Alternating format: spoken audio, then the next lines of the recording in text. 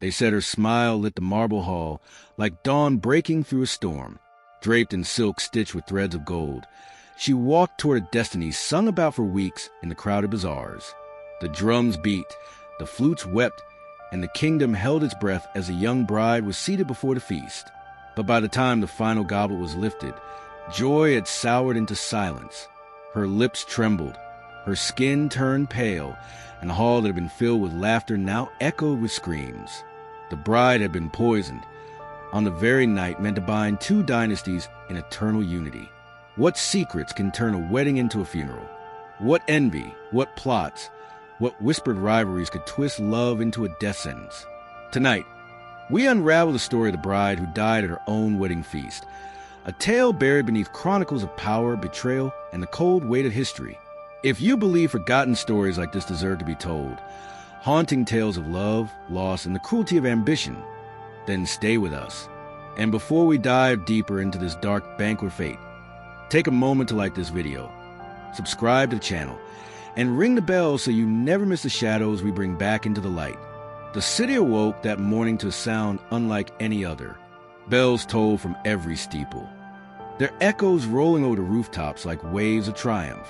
Streets once choked with dust and the scent of sweat were swept and perfumed with rose petals. From the palace gates to the humblest alleys, anticipation hummed in the air. This was not merely a wedding. It was a spectacle carved into history. A bride of noble blood was to be given to a groom whose house had long stood as both rival and ally. Their union promised to mend old fractures, to fuse ambition with power, to paint a future brighter than the storms of the past.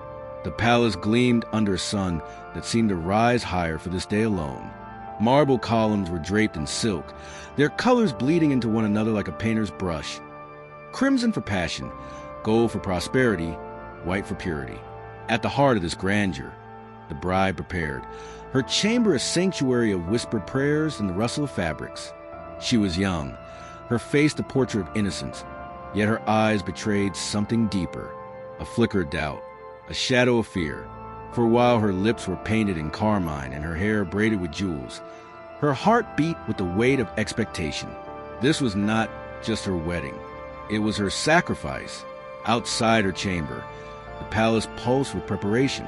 Courtiers rehearsed their bows, soldiers polished armor that would gleam like mirrors in the torchlight, and servants scurried with trays heavy with fruits, wines, and delicacies meant to dazzle every guest. The groom, proud and resplendent in ceremonial attire, was already the center of whispered praise. Tall, with a smile that cloaked ambition, he was seen as both savior and conqueror, depending on who dared to speak. His family, cloaked in layers of tradition and suspicion, arrived in processions that stretched for miles, their horses draped in velvet, their faces set in stone. The crowd gathered early. Peasants pressed against barricades, desperate for a glimpse of the procession. Children perched on shoulders, women shaded their eyes against the glare, and men muttered to one another of omens of fortune, of curses long forgotten. A union to end all wars, some whispered. A bargain sealed in blood, others dared. When the bride finally emerged from her chamber, veiled and radiant, silence swept the gathered throng. She was more vision than woman, carried forward by duty rather than desire. Each step echoed on the marble, soft yet heavy, as if the stones themselves could sense the gravity of her fate. And as she reached the altar, beside her groom, beneath the watchful eyes of kings, queens, and enemies alike, the bells tolled again, louder this time, almost mournful. The wedding of a century had begun, a union forged not by love, but by the fragile threads of power, ambition, and inevitability. The hall erupted in cheers. But beneath the music, beneath the chants, a chill lingered, as if fate itself had paused, watching with bated breath. The vows were spoken beneath a canopy of silk, words heavy with centuries of tradition. Priests in embroidered robes lifted their hands toward the heavens, invoking blessings that seemed rehearsed more for the ears of rulers than the hearts of the bride and groom. Each syllable hung in the air like smoke, fragile, fleeting. The bride repeated them in a voice steady but subdued, her lips moving with precision, yet her spirit faltering under the crushing gaze of thousands. The groom, proud and unyielding, declared his promises with the confidence of a man accustomed to command. His words rang out like steel against stone, and the hall roared its approval. The celebration began with thunderous applause, and the hall transformed into a sea of color and movement. Musicians played songs that spiraled through the rafters, their strings and drums weaving a tapestry of triumph. Dancers spun across the floor in waves, their garments flashing like fire as courtiers clapped in rhythm. Golden chalices overflowed with sweet wine, spilling onto marble floors polished to mirrors. The scent of roasted lamb and sugared almonds swirled with incense, filling every breath with richness. Guests raised their goblets high, shouting blessings, toasts, and drunken laughter into the vaulted ceilings. Yet within this ocean of revelry, the bride's smile was faint, her eyes a veil even heavier than the silk upon her face.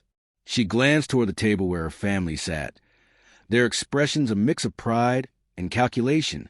Her mother dabbed her eyes with a handkerchief, though whether from joy or fear, none could say. Her father's jaw was tight, his hand gripping the edge of the table as though to anchor himself against tides he could not control. The bride knew she had become more than a daughter. She was currency, a bond, a bridge. The groom, meanwhile, basked in the glow of victory. He laughed easily, spoke boldly, and clapped his allies on the back.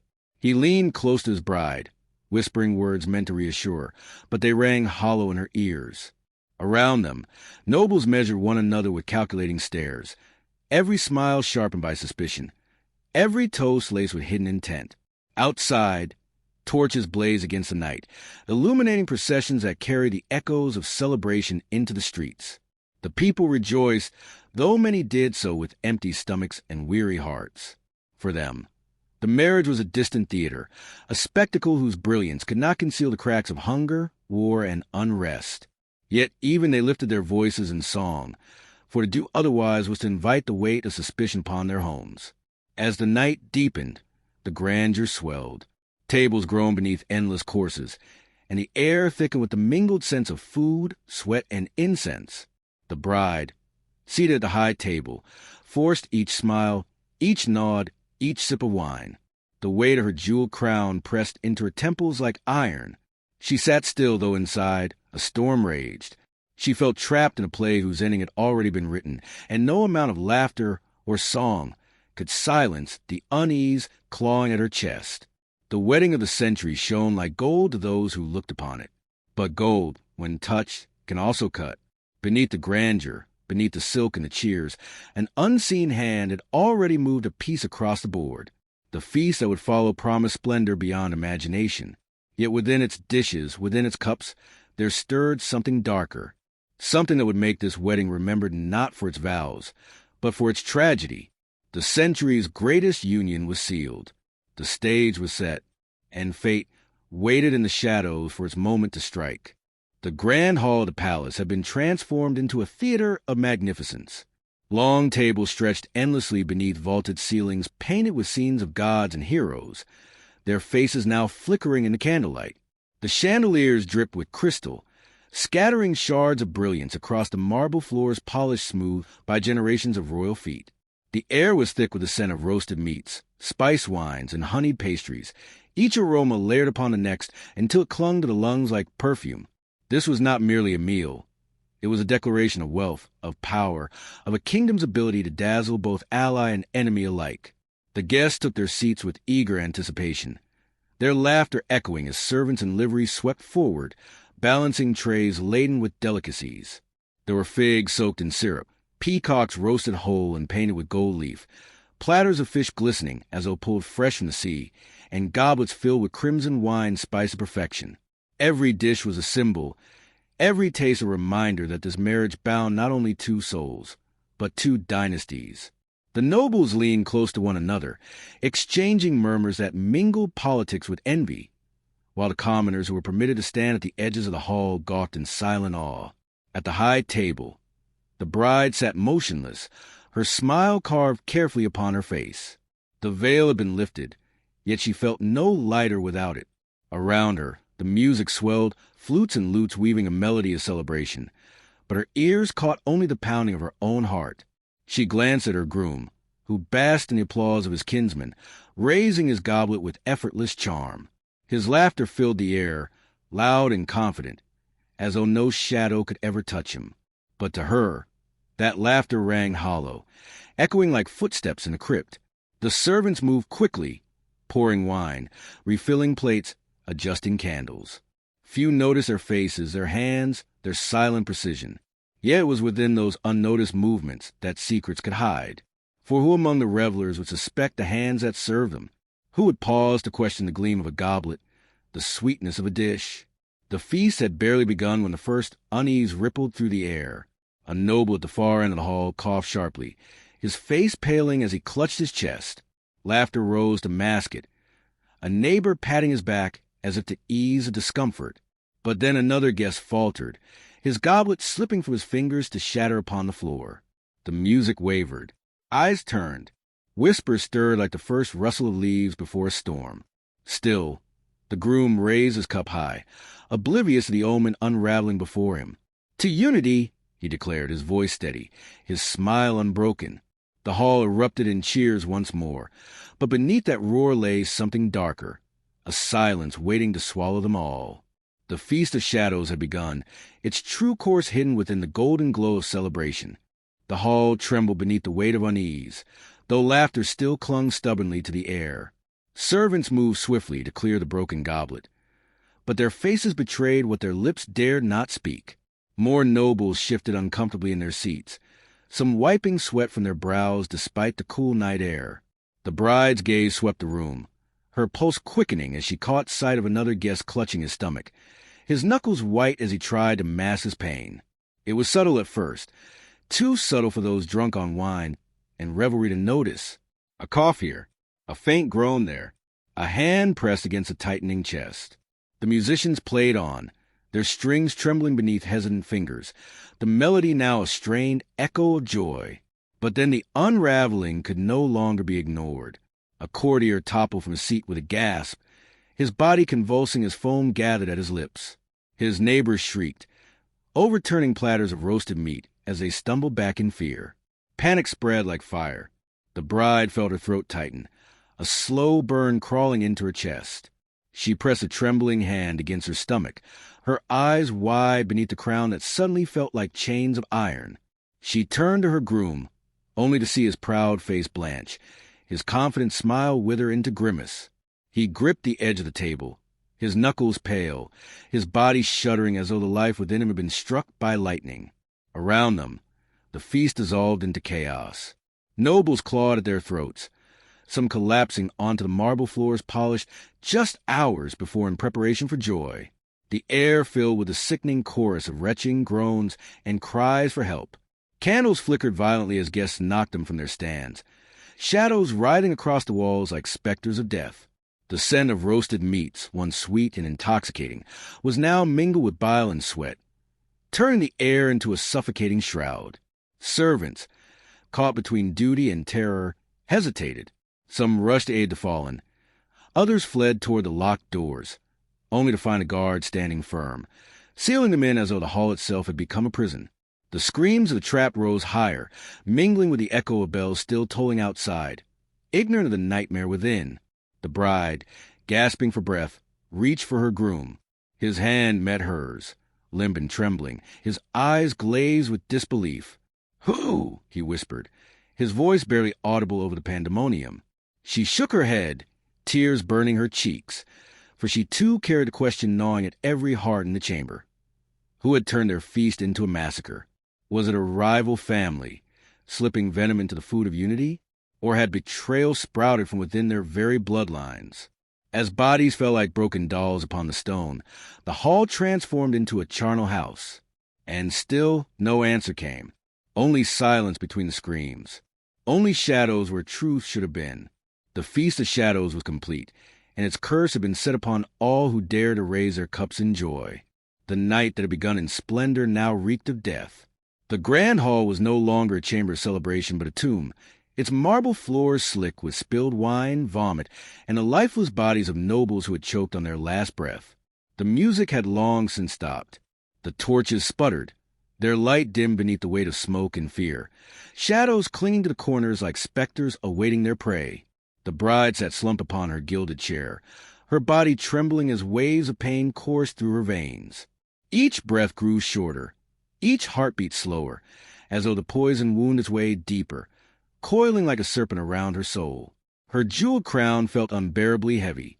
Pressing her head toward the banquet table, her vision blurred by tears and the dizziness of approaching darkness. She raised a trembling hand to her lips, as though willing her body to reject the venom, but the bitter fire in her chest only grew. Around her, the chaos had subsided into a dreadful stillness. The screams of nobles had dulled to groans, and many lay motionless, their eyes glassy, their mouths frozen in silent terror. A few still writhed weakly, their limbs twitching like marionettes with frayed strings.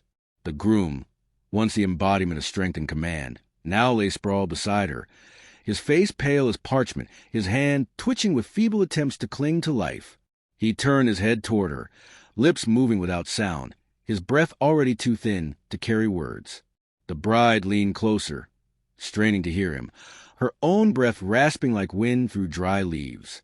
She wanted to tell him she was sorry for what she did not know, sorry for a marriage that had begun in fear, sorry for a love that had never been, sorry for dying before she had lived. But her voice caught in her throat, the poison stealing away, leaving only silence. Tears blurred her vision as she looked out over the hall.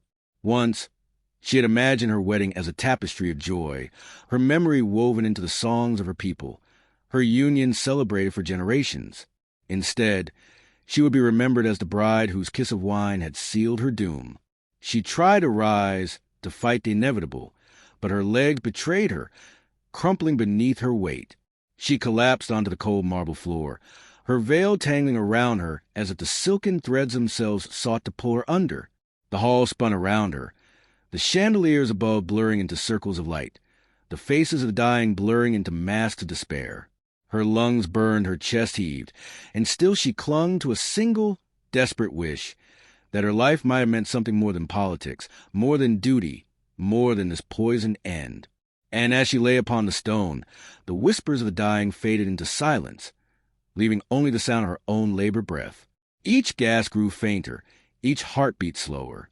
She was the bride of the century, and yet she would die not as a queen, not as a wife, but as a victim of ambition's cruel hand. Her eyes fluttered shut, darkness pressed in, soft and unrelenting. And in that moment between life and death, she wondered if anyone beyond those walls would ever know the truth. The hall that had once been alive with music now trembled under a suffocating silence. All eyes remained on the fallen bride, her body sprawled across the marble floor, the hem of her ivory gown trailing through spilled wine. Some guests rose from their seats in panic. Others stayed frozen, unable to move, as though fear itself had shackled their limbs. King Alaric rushed forward, his golden crown slipping slightly as he knelt beside his daughter. His voice cracked, breaking the air like shattered glass. "Seraphina, my child." But there was no response. Her eyes, once pools of light and innocence, stared blankly at the grand chandelier above. The royal physicians hurried in, summoned by shouts of alarm. They dropped to their knees, examining her with trembling hands. One placed an ear near her lips, searching desperately for the faintest breath, while another pressed fingers against her wrist, praying for a pulse. Nothing. "No, it cannot be," the king muttered, his body shaking. He clutched her hand, tears staining his weathered cheeks. "Not today, not my daughter." Beside him, Queen of Soul fell to the floor with a wail so piercing that it silenced even the whispers of court. Her veil slipped from her hair as she pulled Seraphina's head into her lap, rocking back and forth like a grieving mother cradling an infant. "She is gone," whispered the chief physician at last, his voice a hollow echo in the cavernous hall. "The princess is dead." A wave of gasps rippled to the crowd, followed quickly by murmurs of disbelief. Guests clutched their goblets to their chests, as if fearing their wine, too, might hold poison. The nobles looked at one another with narrowed eyes, suspicion thickening like smoke. Who had dared to strike at the heart of the kingdom on such a night of joy? Duke Mauric, ever sharp-tongued, leaned toward his wife. "This was no accident," he hissed. "Someone planned this." The feast, once a celebration of love, had become a theater of treachery. Plates of food sat untouched, their aromas now sickening. The torches flickered violently. shadows stretching across the faces of those who stared in horror at the lifeless bride. Prince Kalen stood rooted in place, his goblet slipping from his grasp and shattering on the floor. He looked like a man struck by lightning, unable to move, unable to comprehend. He stumbled forward, kneeling beside Seraphina's body, his lips trembling. "This cannot be real," he whispered, brushing a strand of golden hair from her face. She was smiling only moments ago. His grief twisted into rage. He raised his head, eyes burning as he scanned the hall. "Who has done this?" he demanded, his voice echoing through the chamber. "Who has murdered her?" The nobles shifted uneasily. Some avoided his gaze. Others glared at rivals across the tables, their suspicions feeding ancient grudges. The king rose, his frame shaking but his voice strong, laced with fury. "Seal the doors," he commanded. "No one leaves until the truth is revealed." Guards slammed the heavy doors shut, the echo reverberating like the toll of a funeral bell. The guests were now prisoners within the same hall that had been their playground hours before. Their laughter had curdled into dread. Whispers turned to accusations. Fingers pointed. A servant collapsed in terror under questioning. The hall became a crucible of fear, each soul desperate to clear their name. But amidst the chaos, the truth lay hidden, coiled like a serpent in the shadows. The queen's sobs quieted, and she looked up, her face pale but her eyes glimmering with something deeper than grief. "It was the wine," she said hoarsely, staring at the half-empty goblet clutched in her daughter's hand. She drank, and then she fell. The word sent a new wave of panic through the crowd. Guests shoved their goblets away, the rich red liquid suddenly resembling blood. A court official tested one of the cups, dipping a silver pin into the wine. When the metal darkened, black as night, the hall erupted. The wine had indeed been poisoned. Gasps, screams, and curses followed. Some nobles accused a rival kingdom across the sea, while others claimed betrayal from within. Eyes darted between tables, suspicion carving invisible walls between families who had once dined together in peace. But none of it mattered to the king and queen. To them, the world had shattered. Their daughter lay dead before their eyes. The music silenced, the joy crushed beneath a treacherous hand. As the guards dragged the barrels of poisoned wine from the hall, Prince Kalen bowed his head over Seraphina's body. His tears fell onto her lifeless lips as he whispered a vow. "I will find the hand that did this, and when I do, their blood will pay for yours." The hall grew still once more, every guest trapped in the grip of terror and suspicion. Above them, the chandelier flickered, its light dimming, as if even the flames mourned the princess. The wedding of the century had ended in death, and the kingdom would never be the same again. Dawn broke with an unnatural stillness.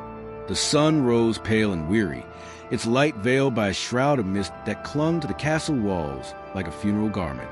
Where once birds had filled the morning with song, silence reigned. It was as though even nature itself had bowed its head in grief for the fallen princess. Black banners hung from the ramparts of the royal palace, their fabrics swaying heavily in the damp morning air. In the courtyard below, servants moved with hushed steps, their faces drawn with sorrow and fear. The kingdom's heart had stopped beating the moment Princess Seraphina's last breath left her lips, and now all of Avaloria seemed wrapped in mourning. Within the grand throne room, the king sat slumped upon his chair, the crown upon his brow, weighing heavier than ever had before. His eyes were hollow, bloodshot from a night spent in sleepless torment. Before him lay the sealed coffin of his daughter, draped in white silk embroidered with golden threads. 1,000 candles flickered around her bier, their flames trembling as though struggling to endure. Queen Isolde knelt at the coffin side, her fingers resting on the smooth surface as though she could still feel Seraphina's warmth beneath it. Her veil of mourning, black as midnight, concealed the anguish carved into her face, but her sobs betrayed her. The nobles filed into the chamber in somber procession, each dressed in black. They bowed deeply, though many eyes carried something more than grief, fear, suspicion, and calculation. For the poisoning of the princess was not only a tragedy, it was a wound to the realm's very stability. Whispers of conspiracy already slithered to the court like venom. "The people demand answers," murmured Lord Duros, a councilman, his voice tight. "The kingdom cannot rest while her murderer walks free." The king's hand tightened upon the throne's armrest. His voice, though hoarse, rang with steel. Then answers they shall have. I swear before the gods, whoever dared stain my daughter's wedding with blood will be hunted to the ends of the earth. Their punishment will be carved into history itself. A low murmur spread among the gathered lords and ladies, some nodding in agreement, others exchanging uneasy glances. For all their outward grief, many feared that suspicion might soon fall upon them or their allies. In the streets beyond the palace gates, Avaloria wept. The people gathered in the squares, mourning their princess with flowers, prayers, and lamentations. Bakers handed out black bread to mark the loss. Children clutched small candles lit in her memory. The sound of bells tolled ceaselessly from the temples, each chime a reminder that innocence had been slain. Yet grief was not the only voice in the air. Among the crowds, hushed rumors spread like wildfire. Some claimed the poison had come from rival kingdoms eager to weaken Avaloria. Others whispered that the treachery was born from within, that one of the noble houses sought the throne for themselves. Still others muttered of darker forces, curses, witchcraft, or the vengeance of the gods. At dusk, the royal guards carried the coffin through the streets toward the great cathedral, where a funeral mass would be held. The procession moved slowly, each step echoing against the cobblestones. Thousands lined the streets, kneeling in silence as the bier passed. Women wept openly, men lowered their heads, and even hardened soldiers wiped tears from their cheeks. Prince Kalen walked directly behind the coffin, his face pale and rigid. His eyes, red-rimmed from grief, burned with a quiet fury. He had spoken little since the tragedy, but those close to him could feel the storm building within. Each step he took seemed less like mourning and more like a vow of vengeance. Inside the cathedral, the air was thick with incense and sorrow. The coffin was laid before the altar, where priests in dark robes began the funeral rites. The choir's voices rose in mournful hymn, their song reverberating through the vaulted chamber, wrapping every soul in anguish. The king and queen sat closest to the bier, their hands clasped tightly together, clinging to one another as though they might otherwise fall apart. Nobles and commoners alike filled the pews, yet no one spoke above a whisper. The weight of loss pressed down on all. And yet, beneath the grief, unease lingered. Every noble eye flickered across the hall, scanning allies and enemies alike. The princess's death had not only torn the heart from the royal family, but also loosened the fragile threads of unity that held Avaloria together. As the final hymn faded, a shadow seemed to settle over the cathedral. The funeral was not an end but a beginning of suspicion, of vengeance, of a kingdom unraveling. For though the princess lay in her coffin, her death was not buried with her. It lived, festering like a wound, and soon it would drive Avaloria into darkness. The funeral had ended, but Avaloria did not return to peace. Instead, the kingdom fractured beneath the weight of suspicion, grief, and whispered betrayal. Within the palace walls, the air turned poisonous with paranoia. Council meetings stretched long into the night, their chambers thick with the scent of wax and sweat. Accusations rose like daggers, sharp and reckless. Every noble house sought to protect its name, but in defending themselves, they cast shadows upon their rivals. It was the house of Elvain, one lord declared, slamming his fist upon the oaken table. Their trade dealings with the Eastern Empire are well known. Who else could procure such an exotic toxin? Lies, cried another, his voice trembling with both rage and fear. Your words reek of desperation. My family has served this crown for centuries. If guilt is to be sought, look no further than those seated nearest the bride that night. The king's voice cut through the storm. Enough! His roar silenced the chamber, though the fury in his eyes was tinged with exhaustion. My daughter lies in the grave, and you squabble like carrion crows. I will not see this council devour itself while the true enemy walks free. But even his authority could not erase the doubt festering in every corner of the realm. The nobles left the chamber with cold eyes, each retreating deeper into secrecy, their loyalty to the crown increasingly fragile. Prince Kalen, meanwhile, withdrew from the court's endless debates. He had no patience for words. His grief was a blade honed into resolve. In the stillness of night, he trained alone in the palace courtyard, the clang of steel against steel echoing into the darkness. Servants whispered that the prince slept little, his dreams haunted by his sister's last scream. One evening, he stood before Seraphina's coffin in the cathedral, the flickering light of candles casting shadows across his face. His voice was a whisper, but it carried the weight of thunder. "I swear it, sister. I will find them. I will see them broken, as you were broken. By the gods, their blood will wash the stain from this kingdom." Outside the cathedral, the kingdom itself was unraveling. Markets that once bustled with laughter grew silent, their stalls draped in black cloth. Farmers brought fewer goods to the city, fearful of traveling the roads now thick with bandits who thrived on chaos. Mothers told their children not to linger after dusk, for fear that the same poison which felled the princess might seep into wells and bread alike. And the people, once united in mourning, began to fracture just as their rulers had. In taverns, voices grew heated. Some shouted that the nobles were all guilty, corrupt and rotten. Others whispered that the king himself had invited the curse, for his ambition and greed had provoked the wrath of foreign powers.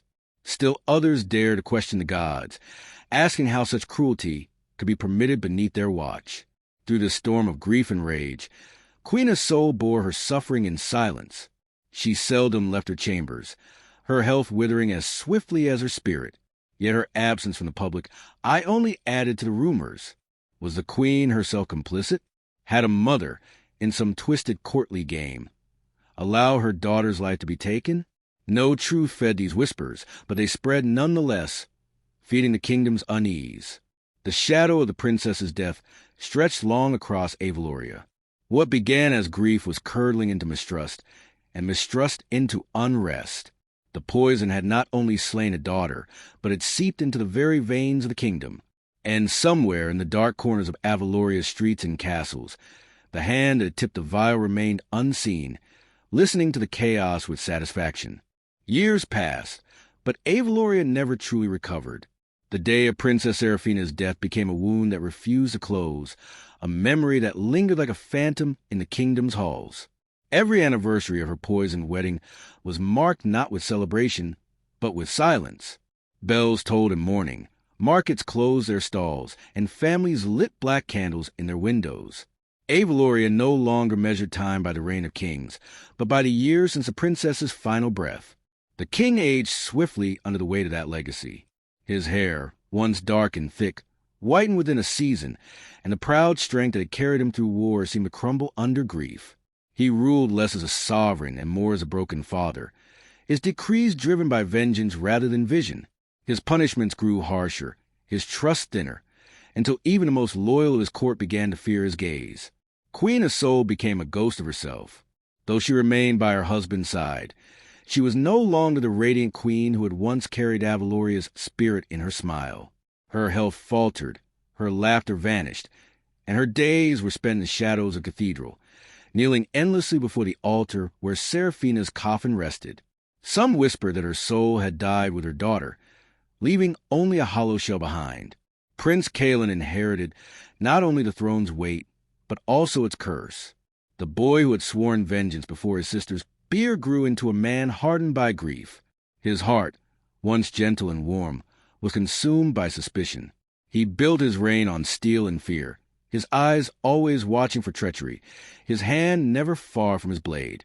To his people, he became a symbol of Avaloria's resolve, but also of its unhealed wound. And yet, beyond the palace walls, the legacy of Seraphina's death grew into something darker still. The people whispered stories of the poisoned bride, weaving her tragedy into myth.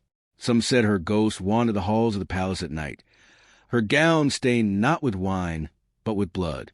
Others claimed her spirit lingered in the cathedral, her voice rising with the choir's hymns in a mournful plea for justice. But the cruelest whispers came from those who saw in her death not a tragedy, but a lesson. Poison became the language of power in Avaloria, where swords had once decided disputes. Now goblets and platters carried the deadliest weight. Assassins and alchemists found themselves in greater demand, their trade flourishing in the shadows.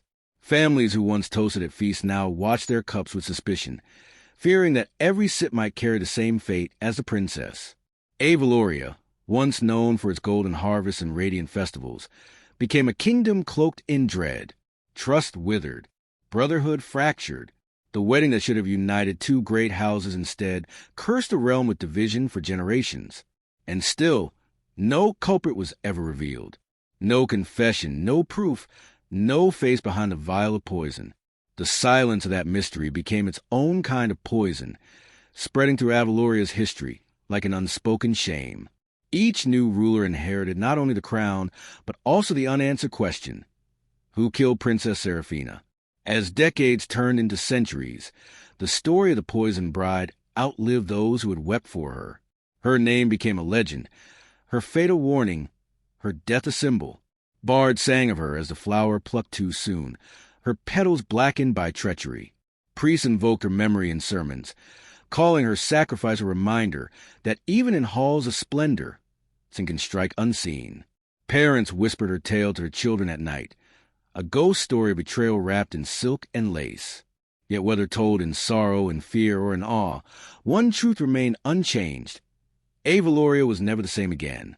The kingdom was built on her grave, its foundation soaked in both her beauty and her blood.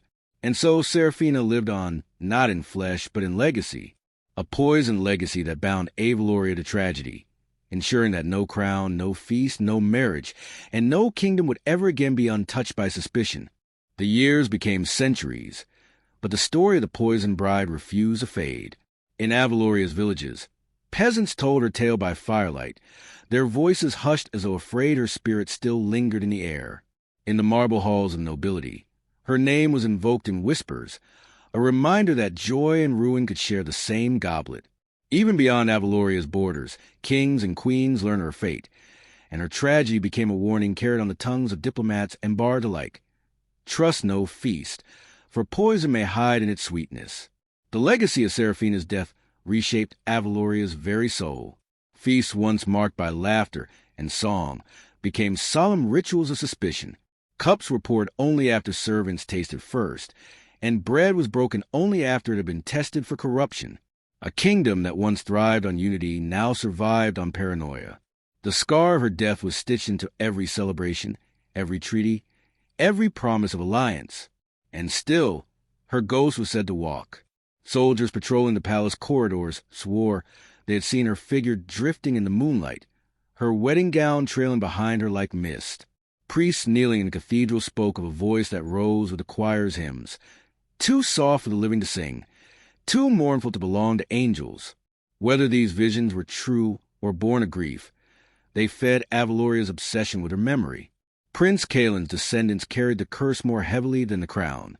Each heir was taught the same lesson, that power was never safe, that betrayal could bloom even in moments of triumph. They ruled with sharp eyes and cold hearts, building Avaloria into a kingdom feared, but never again beloved. In securing their thrones, they built walls not only of stone but of distrust, shutting themselves away from the very people they ruled. And yet, the people clung to Seraphina not as a queen or ruler, but as a martyr. To them, she was the bride who had died for Avaloria's sins, her suffering a mirror of their own. They carved her likeness into statues, her face serene yet sorrowful. They carried tokens of her, a locket, a ribbon, a pressed flower, as charms against betrayal. Her tragedy became their shared inheritance, her death a thread that bound the kingdom together even as it tore it apart.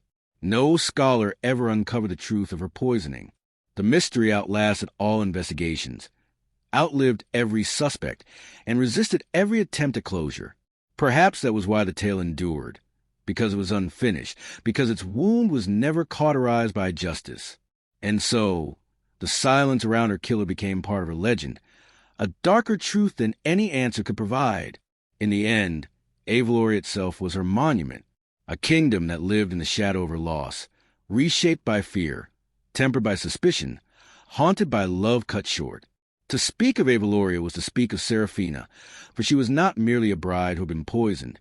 She was a heart of a kingdom, torn from it in its brightest hour. And as the centuries turned, her name became more than history.